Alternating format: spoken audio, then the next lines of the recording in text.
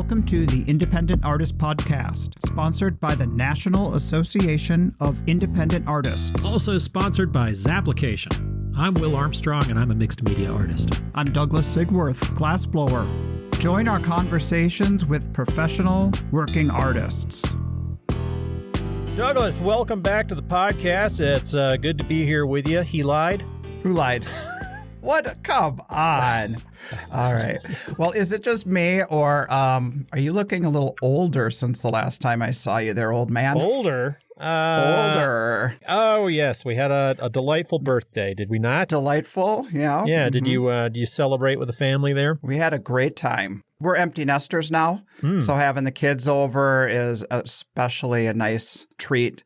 It's a whole different world when you really find yourself getting super excited every time they come near. That's nice. That's nice to hear. Yeah, I don't know that we did celebrate with my girls. We were out of town. We were in Minneapolis. I saw a couple of shows, squeezed a couple of those, closed the lake cabin down up there in Minnesota, and then went down into the city, saw Father John Misty, and then booked it back to Santa Fe. 2 full days of driving from there. Always pretty unpleasant of a drive, honestly. Well, gold frickin' star. You've put in so many goddamn miles the past month and a half. It's like crazy. Yeah, I went Minnesota to St. Louis to Santa Fe back to Plaza back to Minnesota, closed it all down, came back to Santa Fe. So, and those are diagonal, like we're used to as artists. I feel like a lot of us are used to these highway miles. You know, you get on the one highway, you get on 61, you get on 64, you get on 10, you know, you drive across the country these ways.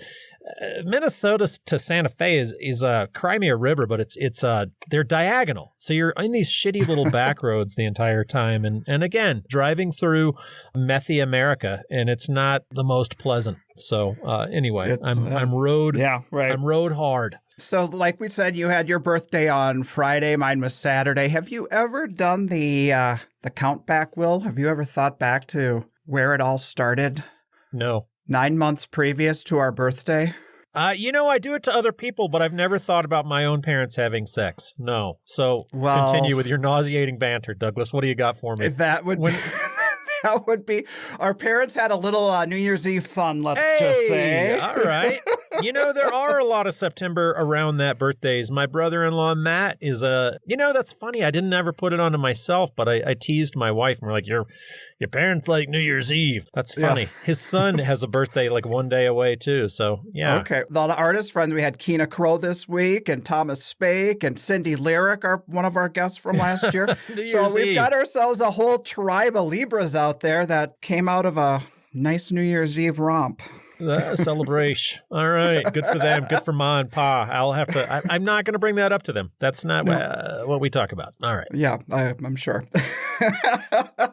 I do remember as a kid bringing up the topic to my mom, and I said to her, "Did you and Dad have sex before you got married?" You asked your parents about sex with your parent? You did that? I did, yeah. Huh. Didn't you? No, never once.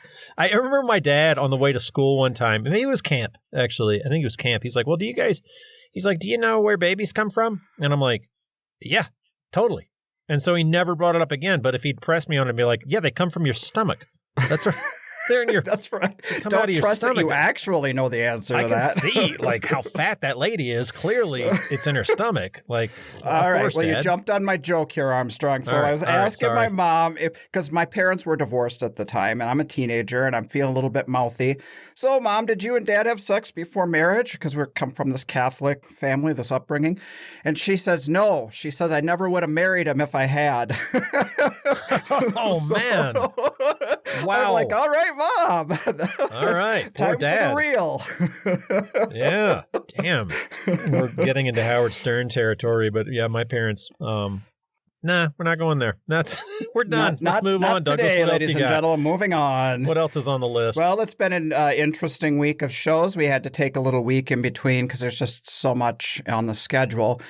And I feel for those folks out in Armonk, New York, who froze their butts off last weekend. I don't. Apparently, they had killer weekend. The sales were good. I mean, that's what I heard. Yeah, that's it was great. chilly, but chilly. But I don't know. Maybe this is people putting the brave foot forward. But I did hear good things coming out of Armonk. The folks that come out to that show support it, and they always run a tight ship. So I'm hoping that they got through. Well, we always say shitty weather keeps the tire kickers away. So yeah, they had the serious ones out. Sure. I didn't even look at the weather too much. It was pretty cold. Oh, my God. I got a few photos from friends over the weekend.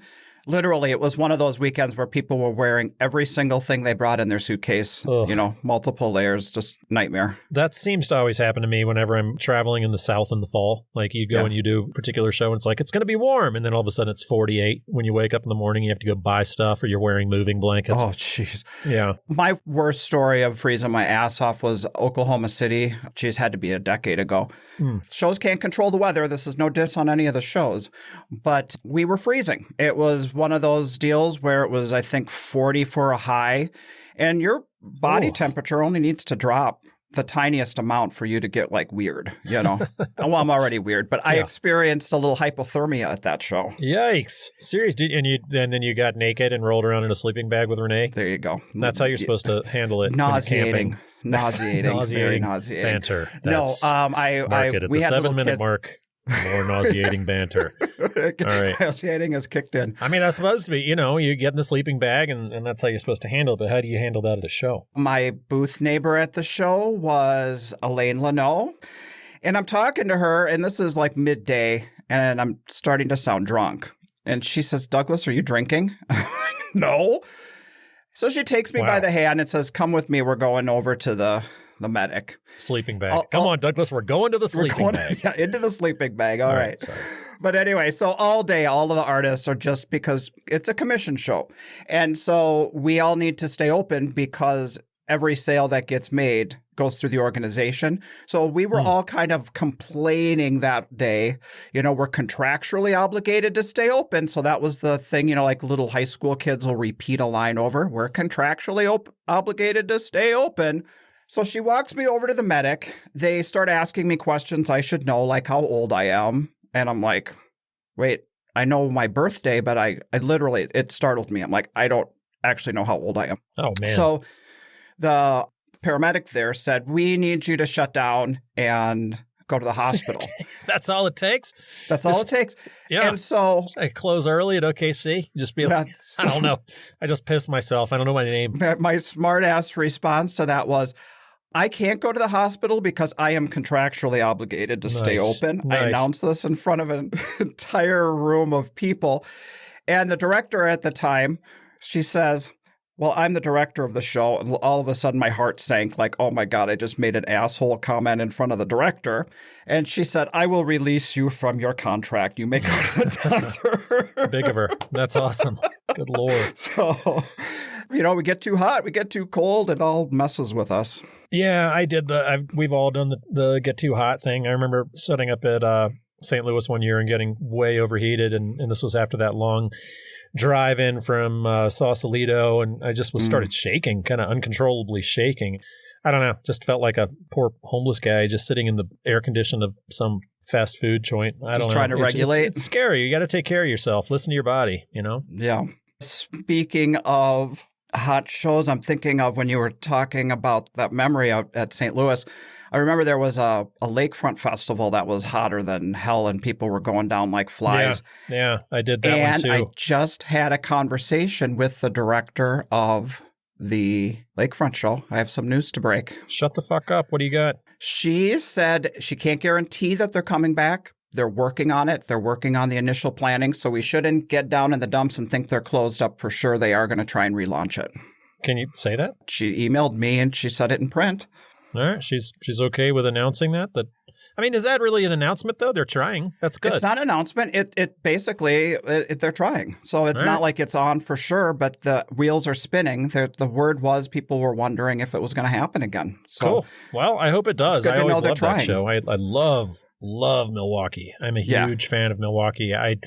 That town just embraced me the last time I did that show, and just came through Milwaukee. I could not think more highly of the whole community. I just really dug it. Yeah, it's a put on show. And so we'll hope they do it. I think there'll be a lot of us happy to have that one back on the list. With all the bad news that you're hearing with some of these shows folding up and canceling and going out. You hear like what was it? The Deep Ellum show closed its doors. Right. They're done for good, supposedly, and it's just sad. And to the venues that we lose and have lost during COVID, it's American troubling. Craft Expo at the Botanic Gardens, as they announced this was their last year at it. There's a lot of them that are.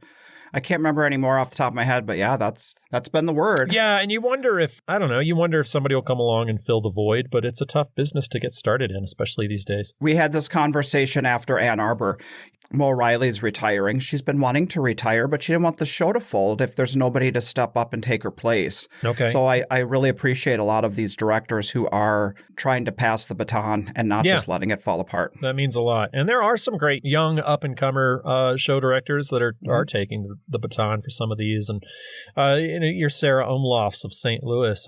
I mean, some of these shows are just so tightly run that you don't worry about them. Mm-hmm. Take like Gasparilla. They've got this thing in place where there's a new director every year, but it's part of their group. The director was like the boards or whatever, like a rotating. No, they get the way I understand it, and somebody will come out there and correct me if I'm wrong, but they've got a group that runs it, and it's like, well, this person slides into the director role after having been in other roles during the show. Somebody else just takes the baton as far as the head of it, but it's this well-oiled machine. So by the time you go to the show, you don't necessarily notice that it's a new director or that it's not really a new director. It's all part of the same group that runs it. I see.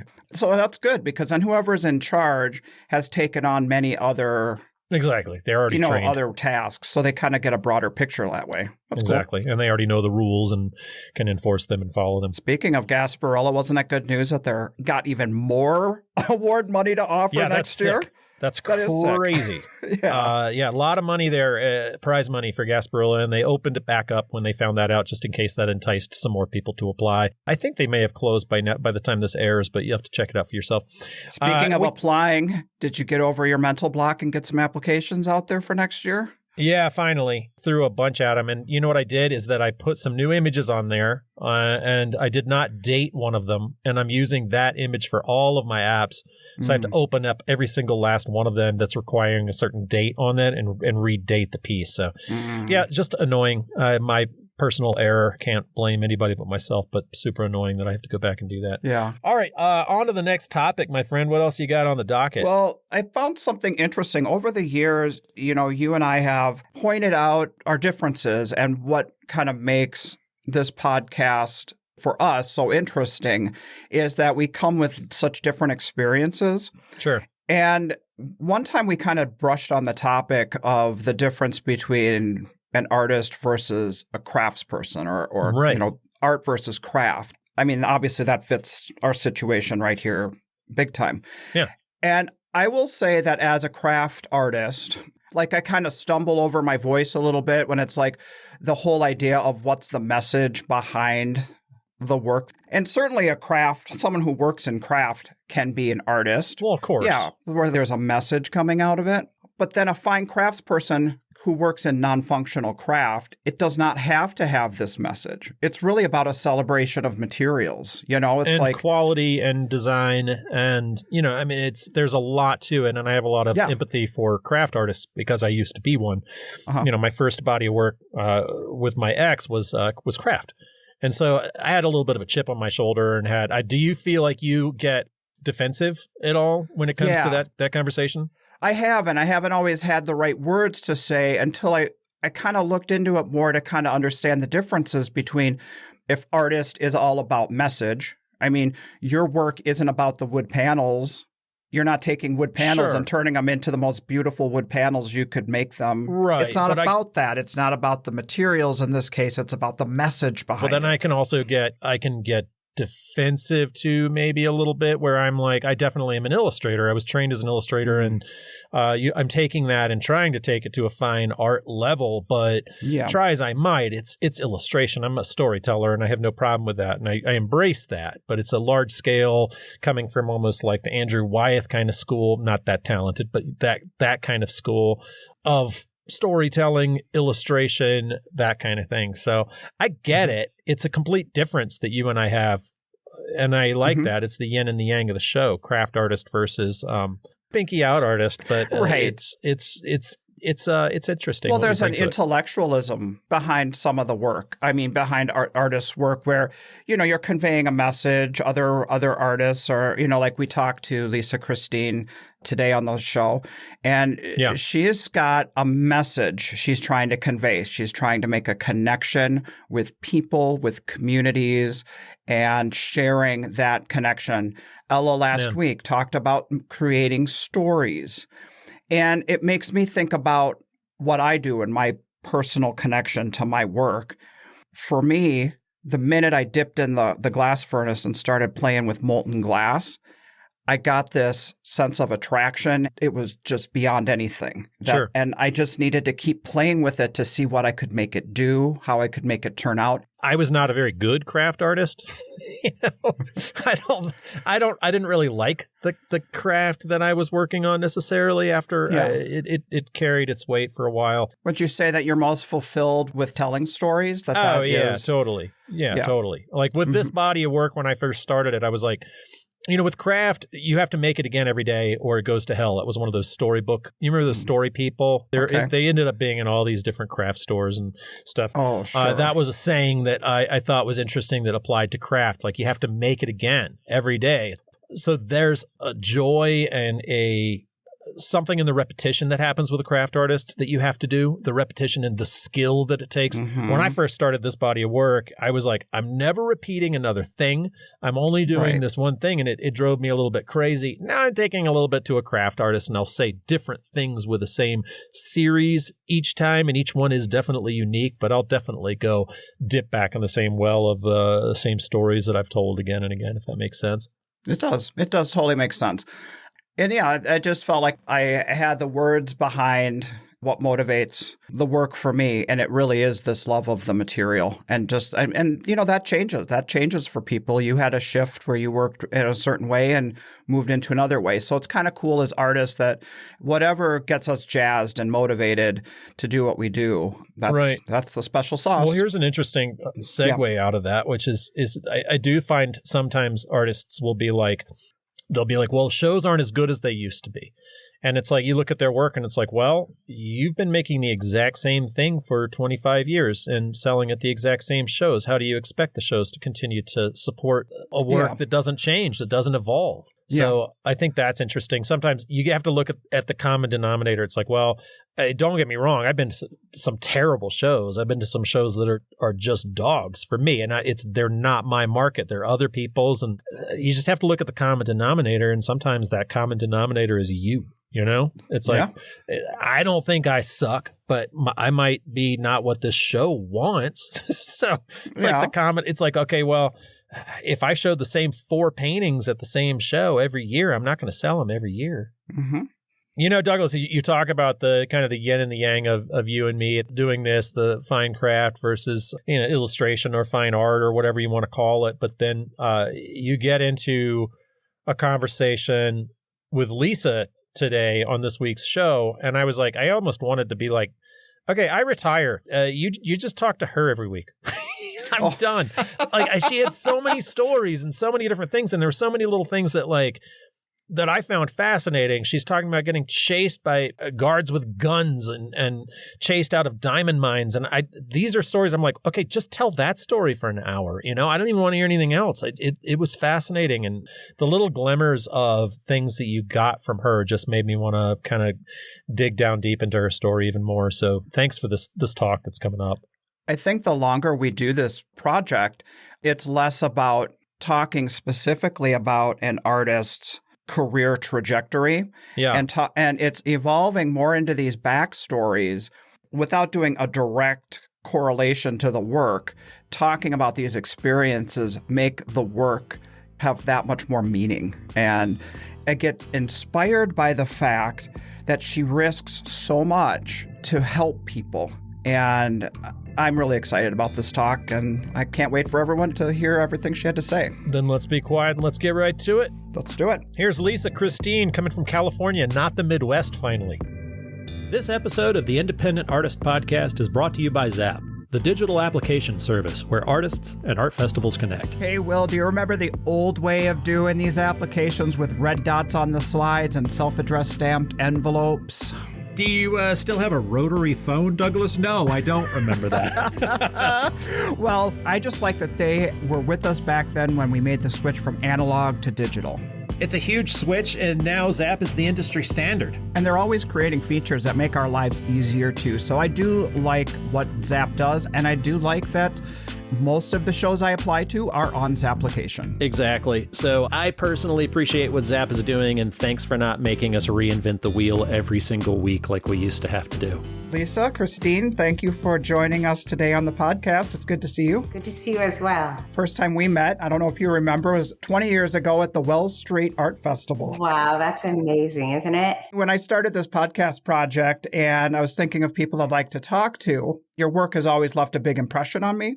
And so I went to kind of look at your website and look at your social media. And oh my God, I was like blown away at the scope of where your career has gone.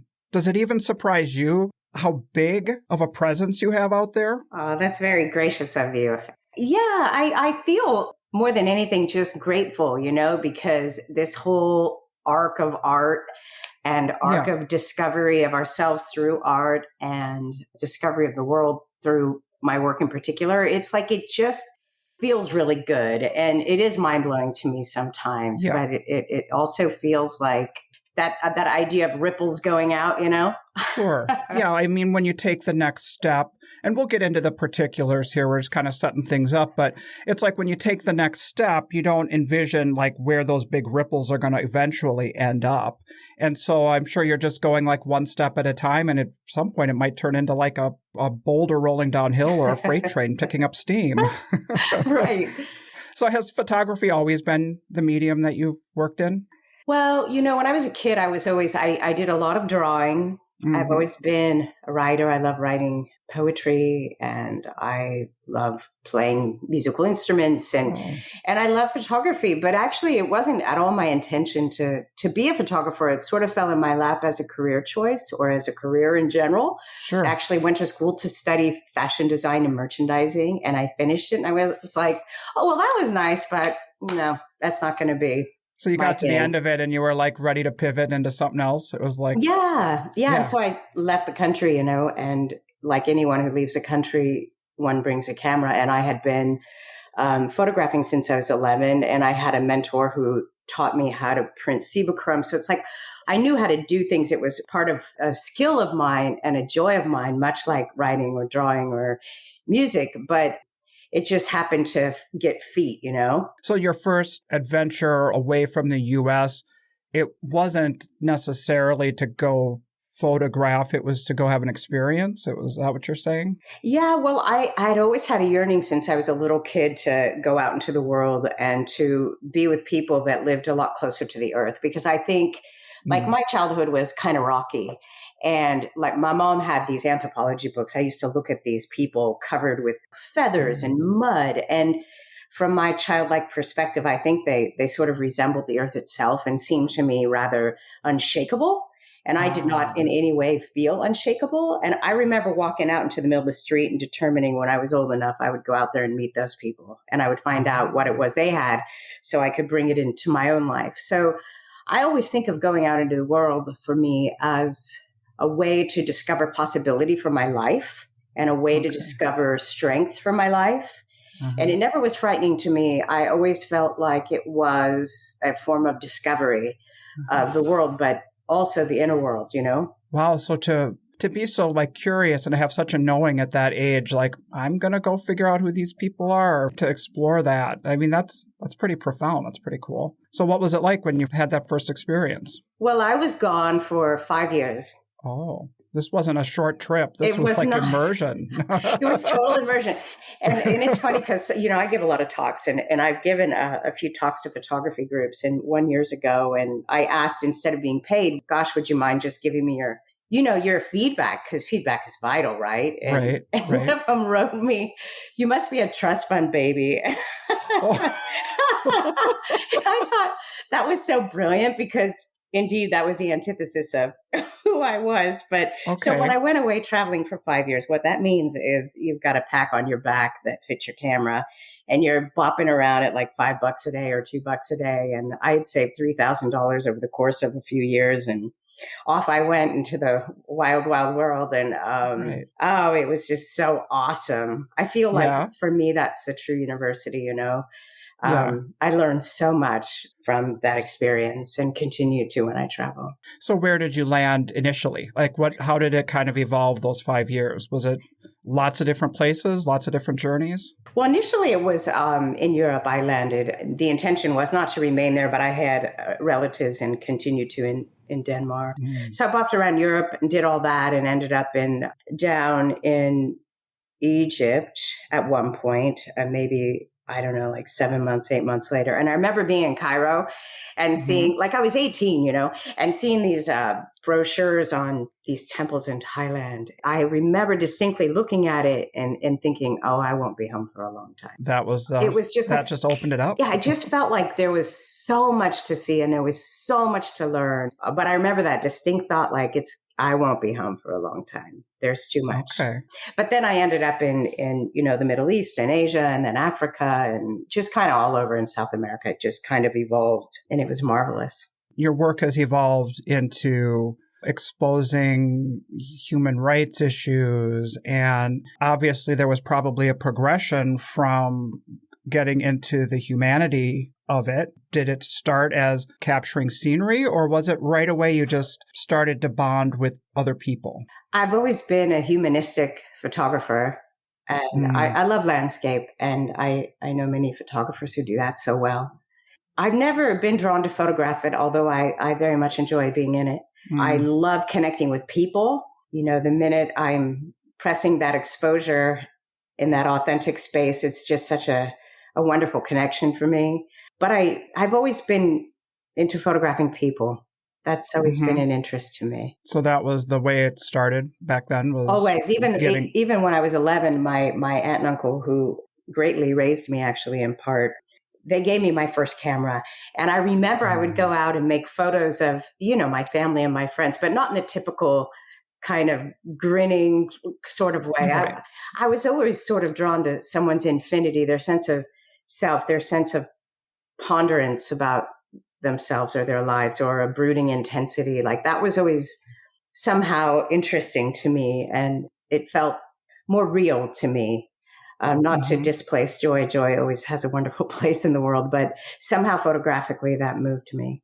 That the eyes or the composition or whatever's going on in the photo is really drawing something out of what's happening internally of the subject. Is that right? Is that what I'm hearing? Yes. What was kind of a defining moment where you went from doing this as artwork, capturing people, capturing their experience, and then you kind of had that shift towards activism and humanitarianism? Was there something that kind of led to that? Oh, yeah, for sure. I think there was. I always feel like art, in whatever form we happen to take it on as artists, they're always our teachers. So it's really, for me, in hindsight, that I recognized what art was for me. And as a notion, when I think of my body of work, it's most certainly about inspiring unity, you know, this notion that in our differences we are one, the idea that all of us matter and all of us deserve to be seen and deserve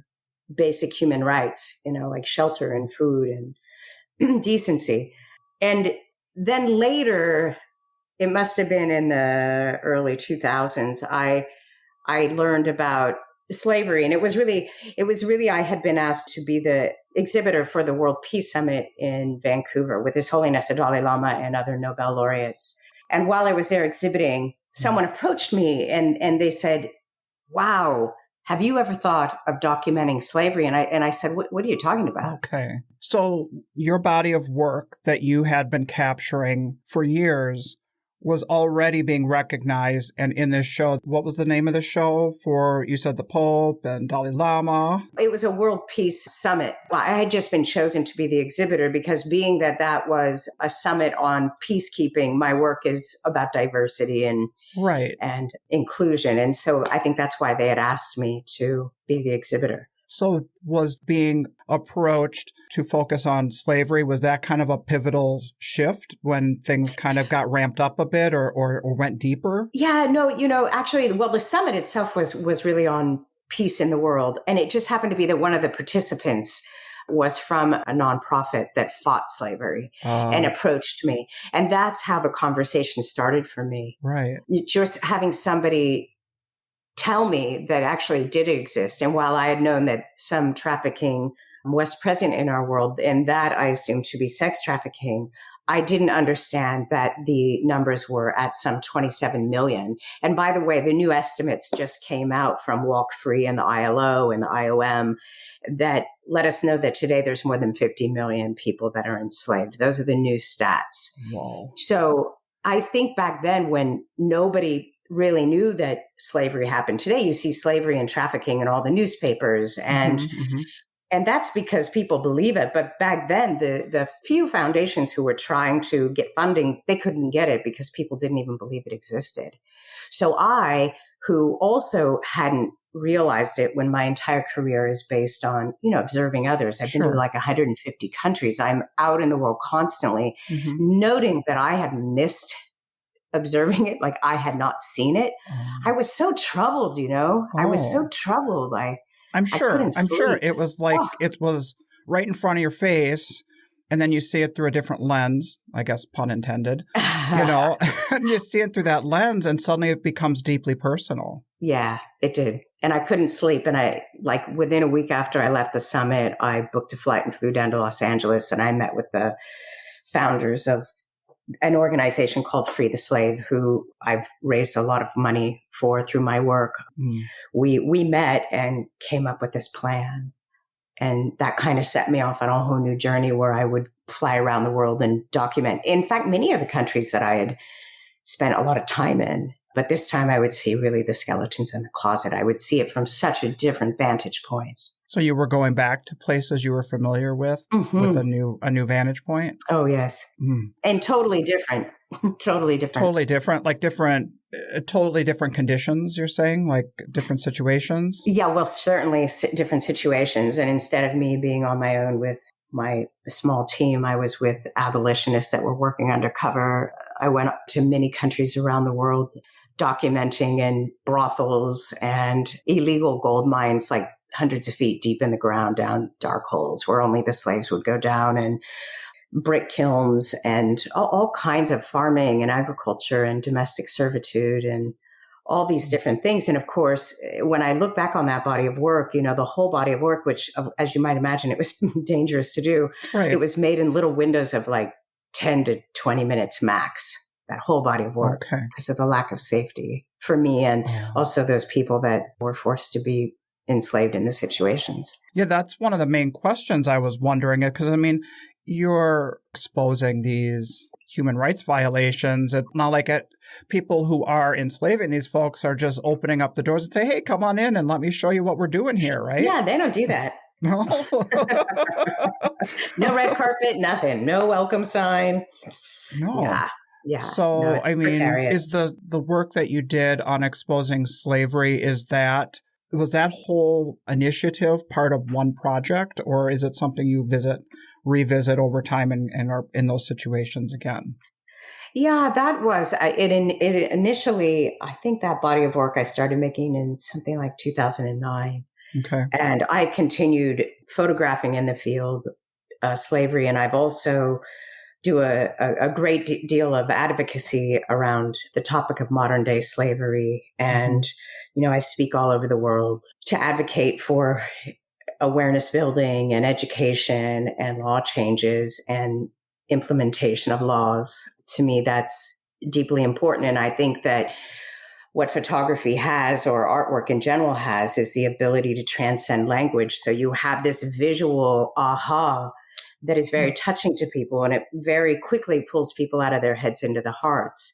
And that's why I'm often asked to open plenaries at the UN or the Vatican or other heads of state around the world, because it becomes personal, this is our brother and sisters around the world, and they're being treated like this. So what can we do?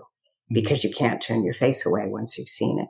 How do you form those connections with people who speak different languages, who have, their culture is quite different from what you're used to. How do you find your way in there, into the heart like that, into their situation?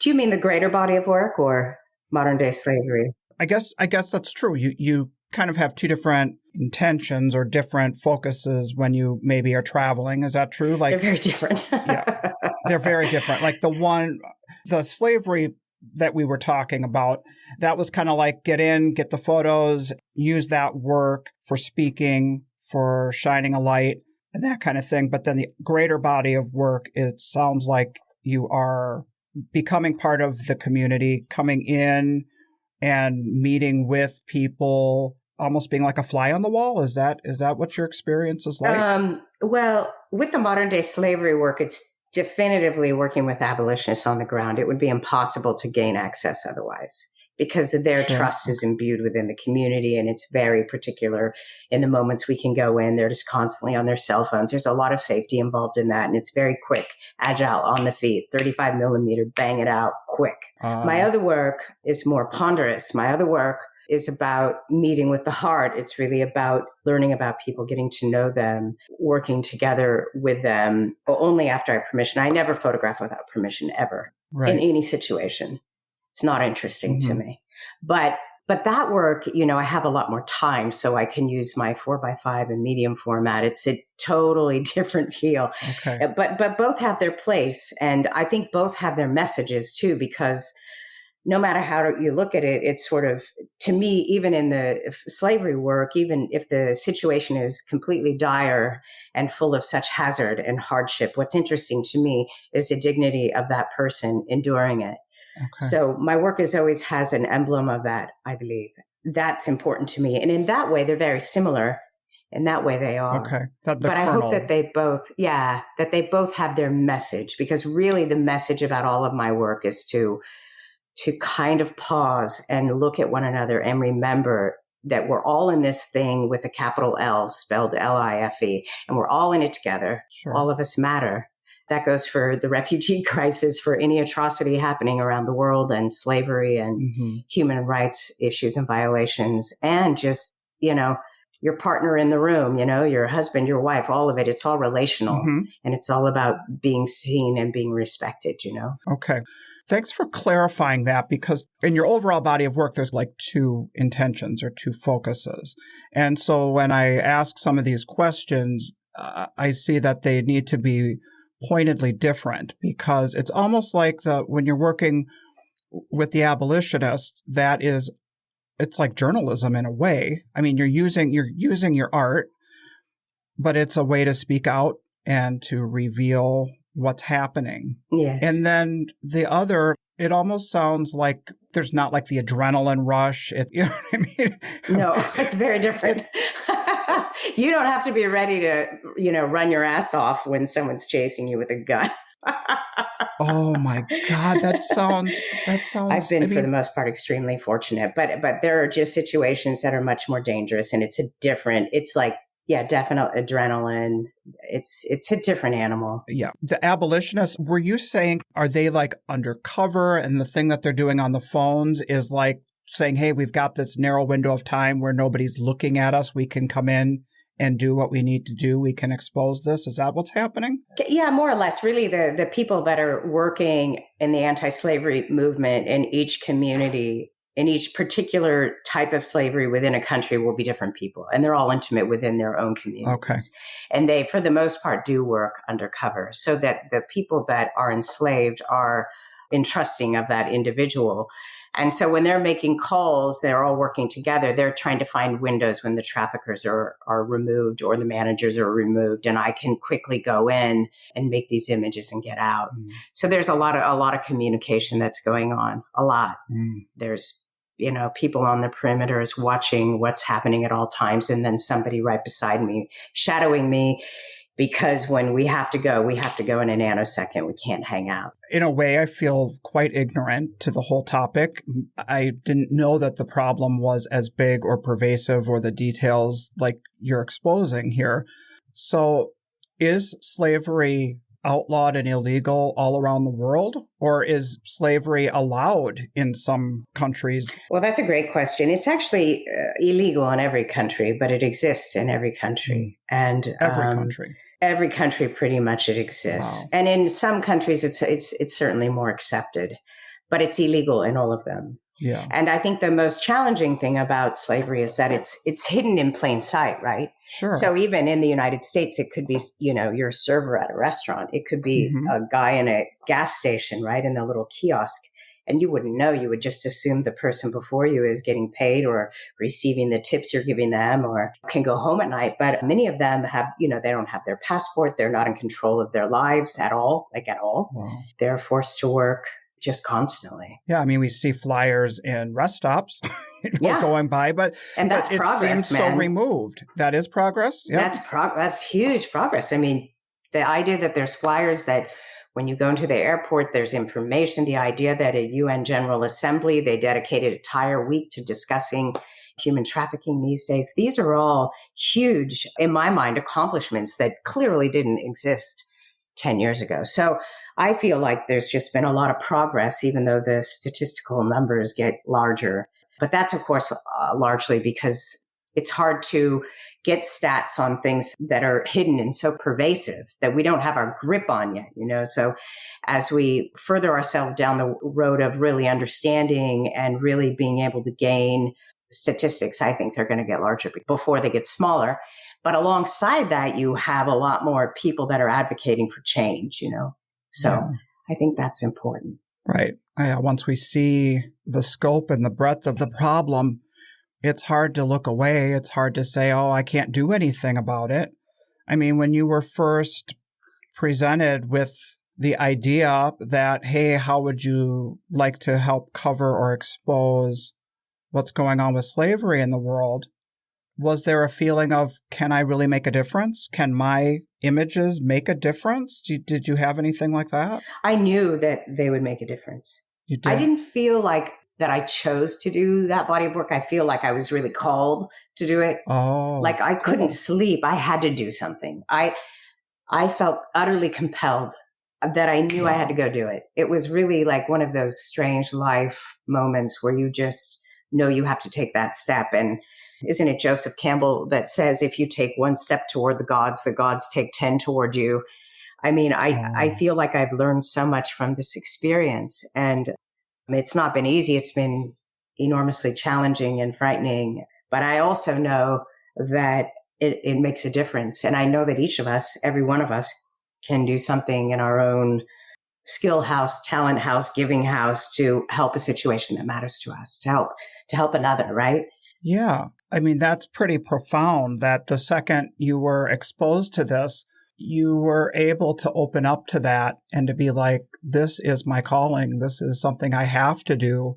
Whether or not anybody ever does anything different because of my work or me taking photographs of the situation, I have to do it. And then it did have such a profound effect. It's huge. It's huge what people are seeing. What was the first situation that you were involved in where you were brought on site to expose what was going on? My first physical introduction to photographing slavery was in India in the brick kilns.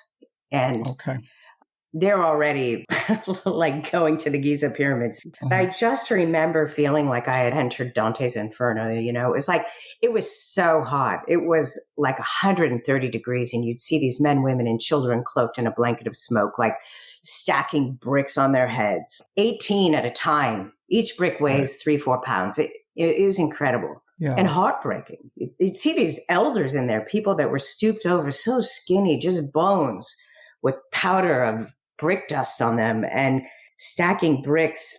Oh, I remember at one point I started to cry. I started to have a tear go down my face, and the abolitionist who was next to me just shook me abruptly and said, "Lisa, you cannot do that. You cannot do that here. There is no room for that.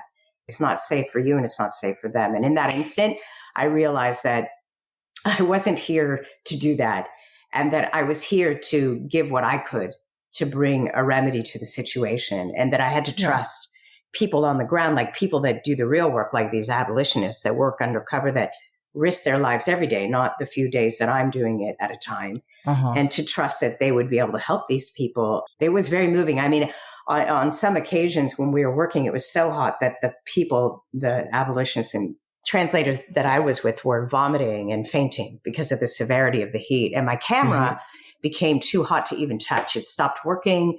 You couldn't touch. It was so hot. And I'd have to jog back to the cruiser, have the driver turn the ignition on and pass the camera beneath the air conditioning to revive it back to functioning. And I'm sitting there thinking this black box, this camera is getting more good welfare attention than these people ever will. That was like a real strange thought to have. And I'd run back out there and do more work. And yeah, they're moving bricks around. they're physically laboring in that heat. Yeah. And just the camera doing nothing but being held in that heat was shutting down. Yeah. Wow. Yeah, it was very impressive memory. Yeah.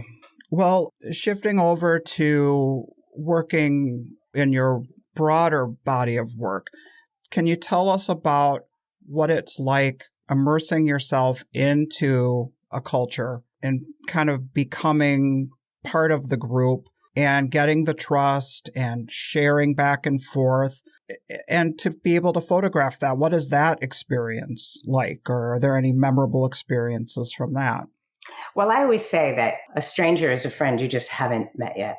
When I go out into the world, I'm so curious about people. I'm just curious about, like, when I hear a different language, it's like, I just love it. Yeah.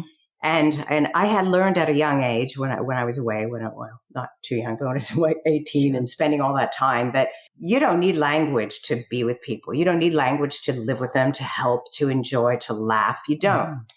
And I work 100% of the time with translators, and that's a big process on its own. However, that's nowadays. And I guess my point is that even with our differences that we have, that it's so easy to have this knee-jerk reaction of being afraid of someone because of that difference, as opposed to being curious or having a sense of wonder about them, you know?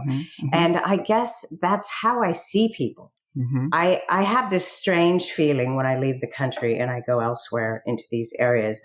It's kind of this visceral thing for me, but I sort of dump my nationality.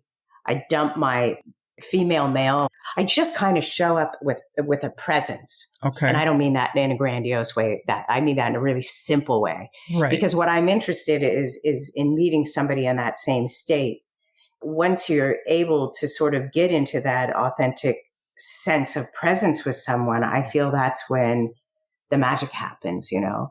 And that is so wondrous to me. You know, like I spend time at the feet of elders around the world. I have had the opportunity of documenting a group of centenarians that were all, you know, over 100 years old, one woman, 116. And I have this very keen memory. I was in Sardinia with Dr. Elizabeth Lindsay and another friend, Jay Williams, and I was documenting these centenarians. At the end, I would always kneel at their feet and put my hands on their lap. And at one point, this woman, 116, like, can you imagine? No. Actually, sorry, I made that mistake. She's 110. That was someone else, 110. She had these young aunties were like they're in their 80s or something. They were young. And she started speaking to me, just saying all this stuff in Sardinian, let alone Italian. So I had no idea what she was saying, but I did. And the aunties were saying, oh, no, she's just babbling. She doesn't understand you. And my translator explained to me the situation. And I looked at the aunties and I said, no, I understand everything she's saying, because I knew she was just blessing me. I knew she was just telling me all the good stuff that I needed to know about my life. And that sums it up, you know, like, what is it that we need to do? And when I would finish working with all these centenarians, I'd ask them, what gift would you give the world with all the experience that you've had? Okay. Invariably, the answer was always the same. And it was always help one another, you know, just help one another. It's the most simple thing. If your neighbor needs milk, you give them milk. I marvel at that because it's not complicated. Yeah. Well, so do you ever have, when you come in to cultures that maybe don't even know, because there's not technology, life beyond what they physically see right there, I'm not saying you're a scary person, but is there really? But is there a bit of like, who is this person? What is she here? I mean, do you have to break through that kind of initial barrier with them in some cases?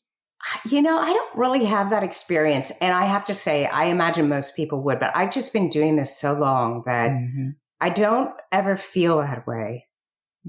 That's what I mean about dropping things away viscerally. I mean, obviously, I don't feel like I'm their neighbor and that when I walk in, I don't look dissimilar.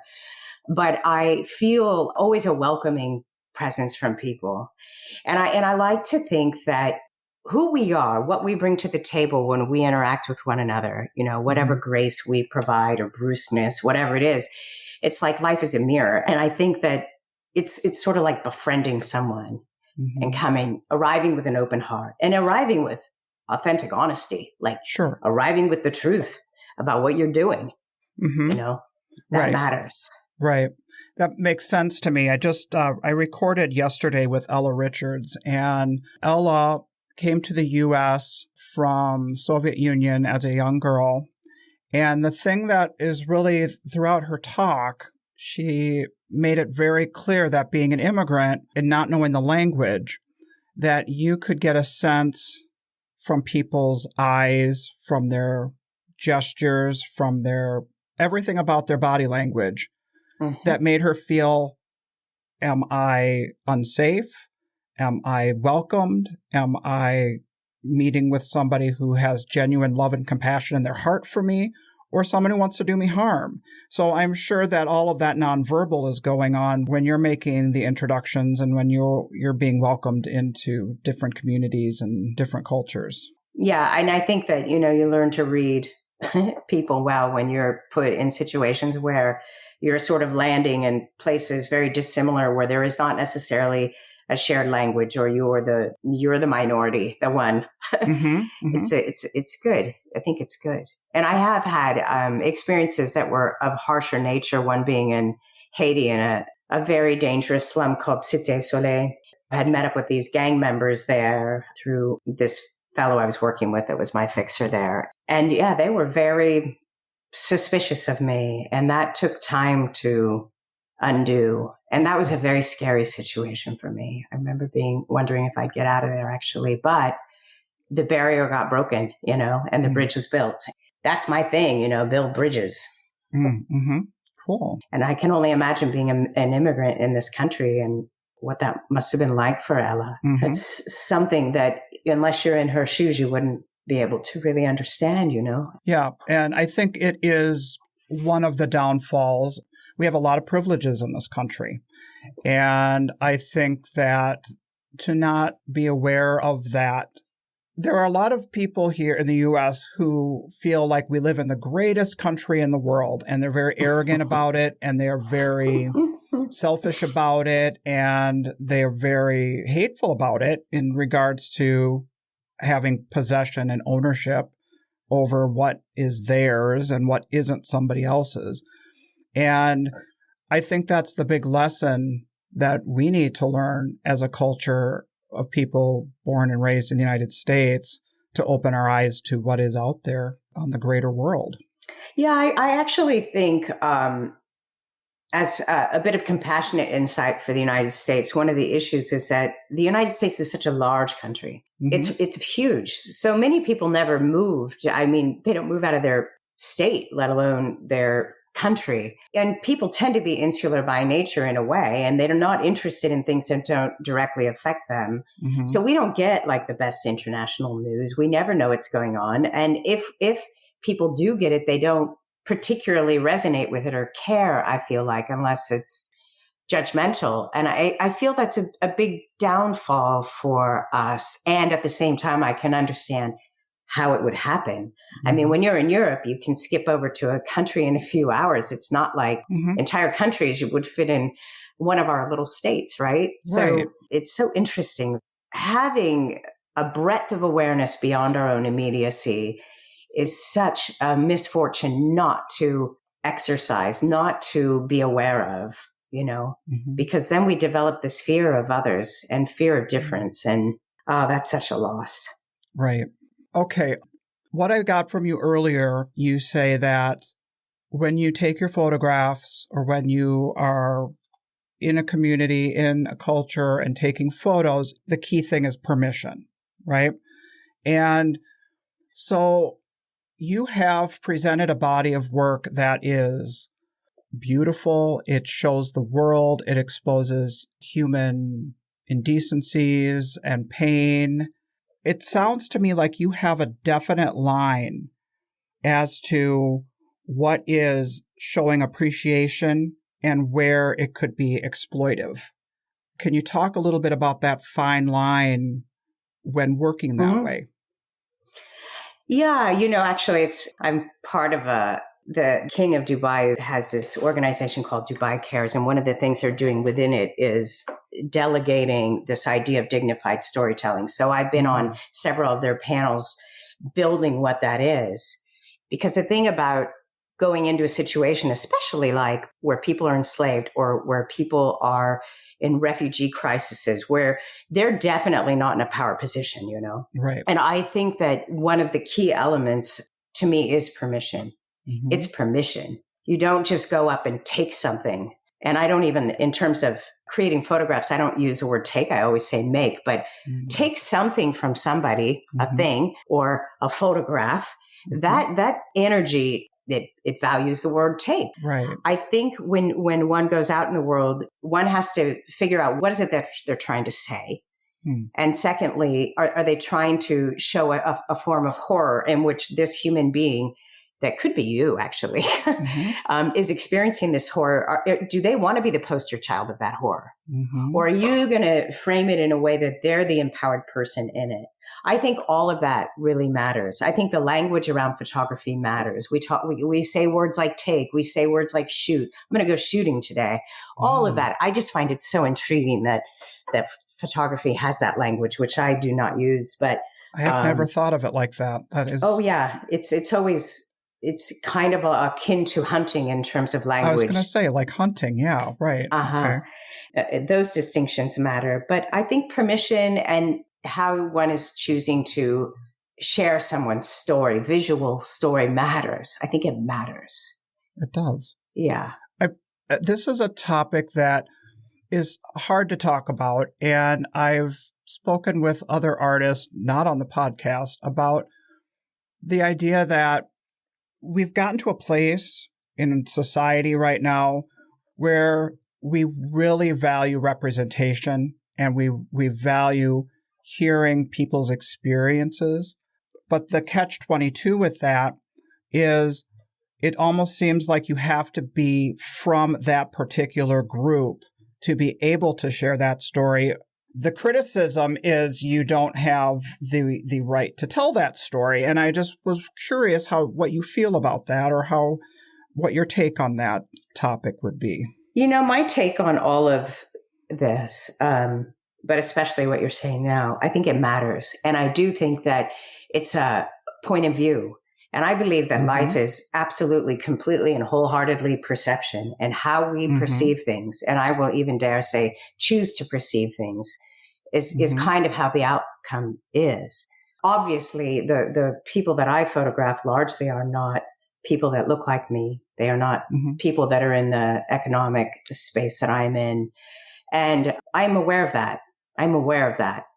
Does it prevent me from what I believe to be a creator of something ultimately very valuable, not just to myself or to people who collect my work or museums that house my work or talks I give around the world, whatever that is.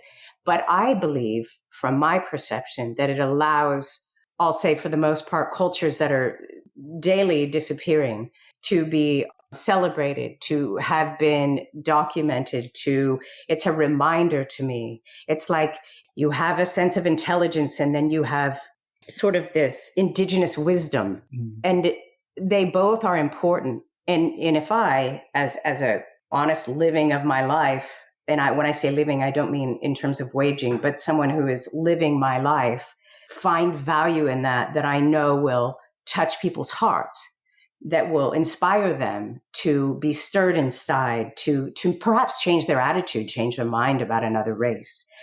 that might inspire them to contribute to something beyond their own intimate life to help another person, then I feel very proud of that.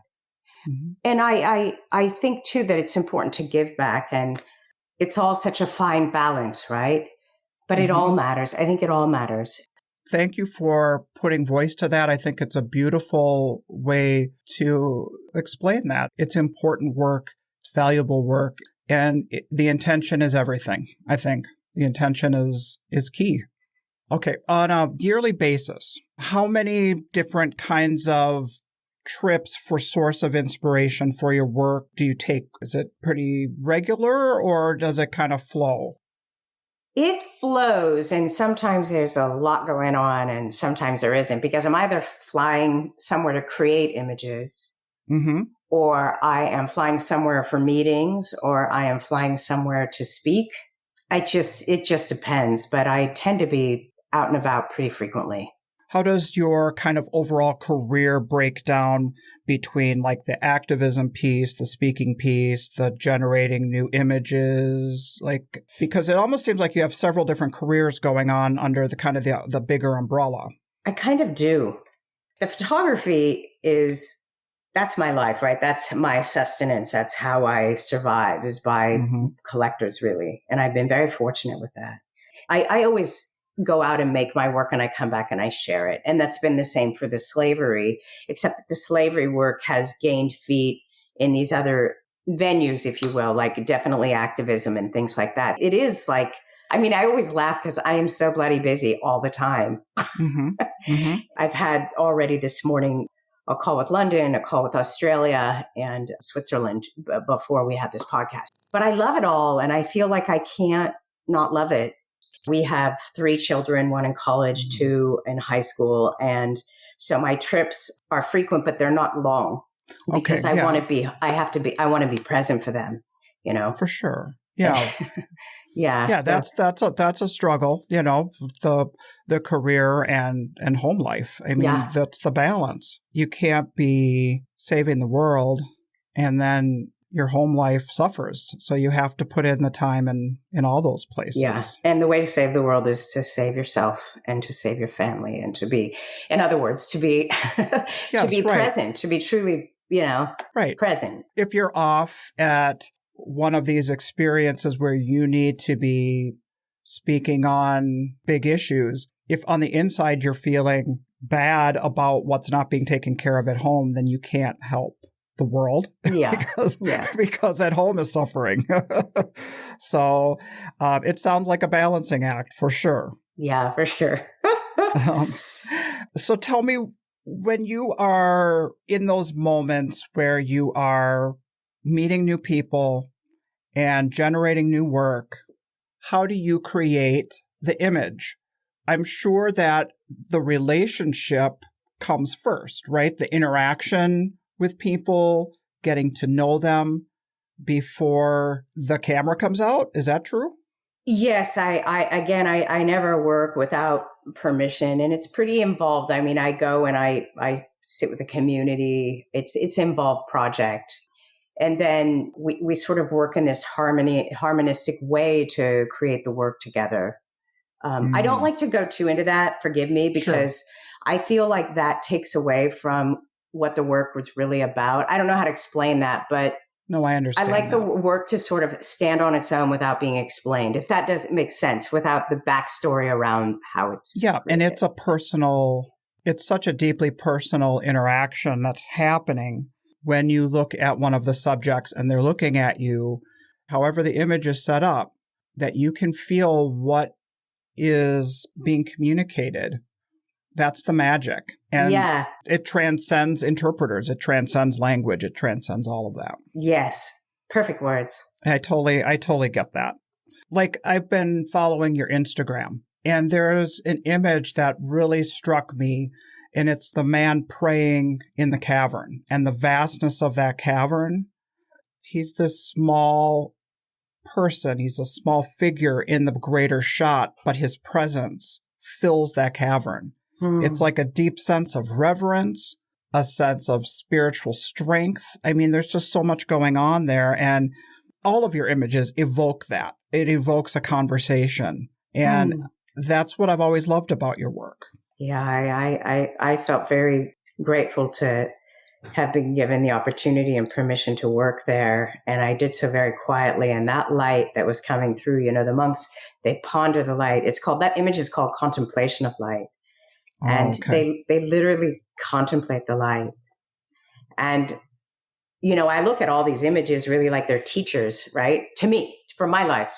Yeah. And that serenity and his aloneness, but for me, not loneliness. It's really about connecting with oneself and source, and there's a little teeny green leaf on that rock, actually, at the base of his posture, his sitting position. Sure. And I didn't even see that for I printed it a few times and I hadn't even seen it. It's so funny, but really, I love that there's this little green leaf there just sitting there on the rock. But I love that image. Yeah. It's one of those surprises. That's the other thing with artwork. We love when there's a surprise, right? Totally.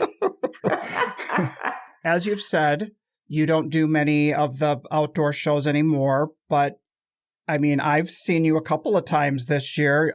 You have this gallery in Sonoma. You have exhibitions. Why do you still do the fine art shows, the outdoor art shows? Are they still important to you? Are they still an important part of your business model?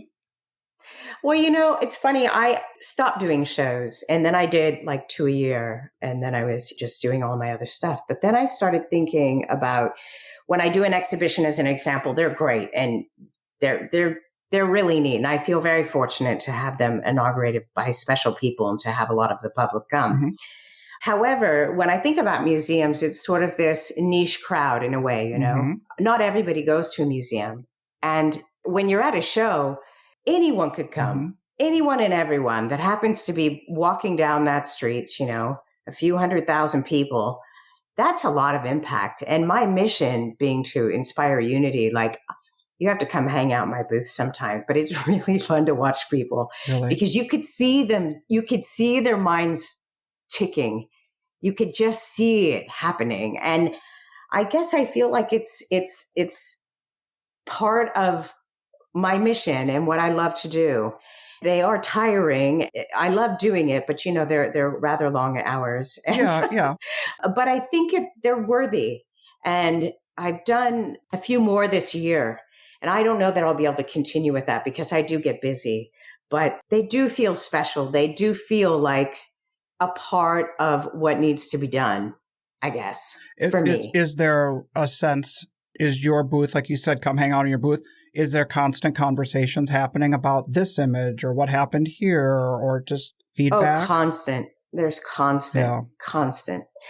I like watching people be inspired as they are with all of us artists. Mm-hmm. It's a wonderful thing.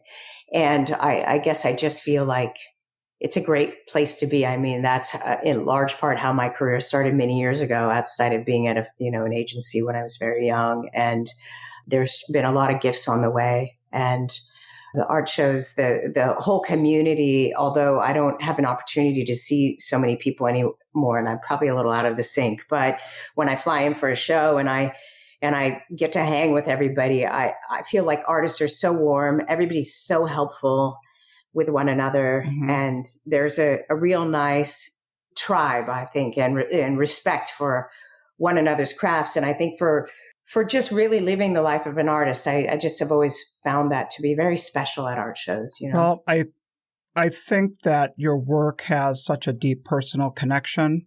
You have immersed yourself into these issues, and the work isn't just taking.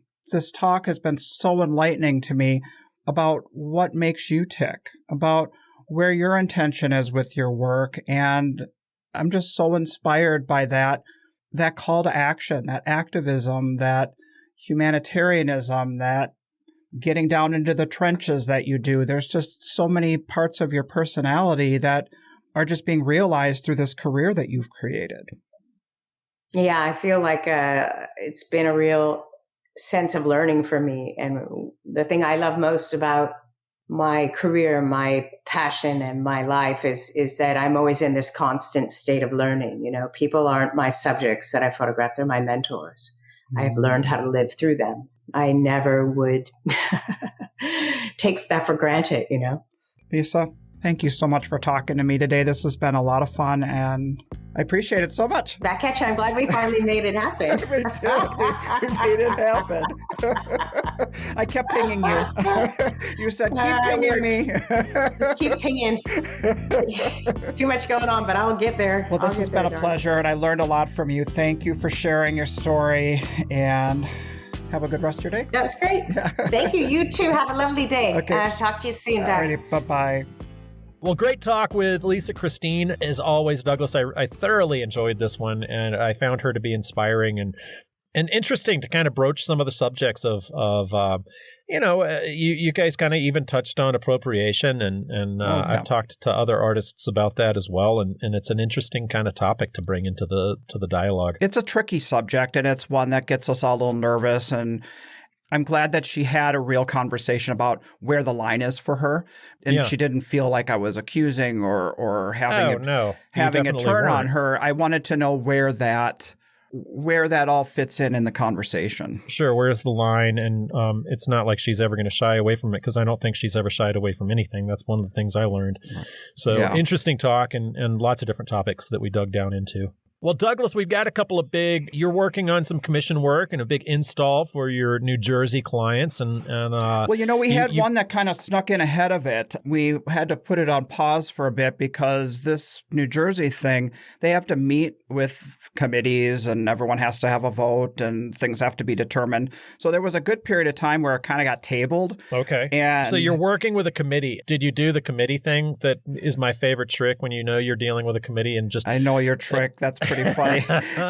Will's suggestion for the committee is have 3 ideas that are possibilities, but make sure you include a clinker so that somebody can. Dude, the clinker is it, man. Make sure you give those people that run their mouths in meetings, because I came from a corporate world very briefly. Yeah. But if you have something that they can make them feel good, so you drop a real big deuce right there in the rest of your offers. You have these 3 great offers and then 1 terrible one, and then they're like, oh, well, that's a wonderful way to do this. What if they pick the deuce offer? That's what I'm wondering. Hey, I'm perfectly capable of producing a deuce. So while they were making their decisions, we drove off. We finished and drove off to Madison, and it's for a collector. And we did this really cool 20-foot wall for them. And it's this custom house where they're sailors. And every little floor, every little component was so specially designed. It just blew my mind, this place. Awesome. Yeah, I saw some clips of that house. It's a beautiful install. Really, really crazy. Thanks. I've got one I'm working on myself. I got this studio to work large, and I've got this 18-foot. It's a wall-sized mural. It's 18 feet by 9. Let's see, 6, 8, 9. I can't do math. 18 feet by 9. 9 feet tall. And I always have to slow down. 18 feet. Holy shitballs. That's huge. Yeah, and it's a triptych. So 6 feet by 9 feet panels. So I can put all 3 together if I want to work on it all together. But I closed the door off to my studio, so I have to exit through the other door. So I at least have a back door I can go out. So yeah, it's a monster. So I will be doing that this month, and you know how I like to work large. I'm putting that to the test. All right. That's got to be installed before Thanksgiving. So I've definitely been cranking on that. So ready to go. It's all mapped out, and no pun intended, ready to go. Can't wait to see it. All right. That's awesome. Sir. Well, I think we should keep this kind of quick. We decided out of the blue day ago, we're going to launch a weekend sale. So we're putting stuff in our front yard and inviting people to come. So we got a lot going on. All right. Yeah, you guys have done those before. Those are always pretty successful. I feel like if people walk in the door, then they're going to buy something at those shows. For sure. Yeah. I'm actually doing my first open studio myself tomorrow night. There is a First Fridays event down here at the Lena Street Lofts where I have my studio here in Santa Fe, and my little closet where I'm set up here with my podcast. They're not allowed in to see that. That's just so weird looking. My kids think it's like, super creepy. What does he do in there? Yeah. My youngest wanted to draw. She was trying to do some pen and ink stuff and got frustrated at school because they're all the nibs, of course, are all blown out at the art class. So she was in here doing some drawing. So anyway, awesome. I'm excited about doing that, getting some work on the walls and sweeping the floors up and opening the doors, seeing what happens. Yeah, this is the first time you're having the public into your studio since you started up in there? Yep, absolutely. Cool. It'll be interesting to see if anybody comes by. All right. Well, good luck with that, and we'll catch you next week, man. No rain. No rain at your home show. You can just have a great weekend, and we'll see you next time. All right. Bye, everyone.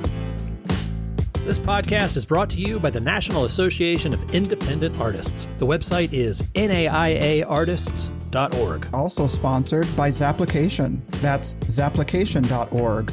And while you're at it, check out Will's website at willarmstrongart.com and my website at sigwithglass.com. Be sure to subscribe to this podcast to be notified when we release new episodes.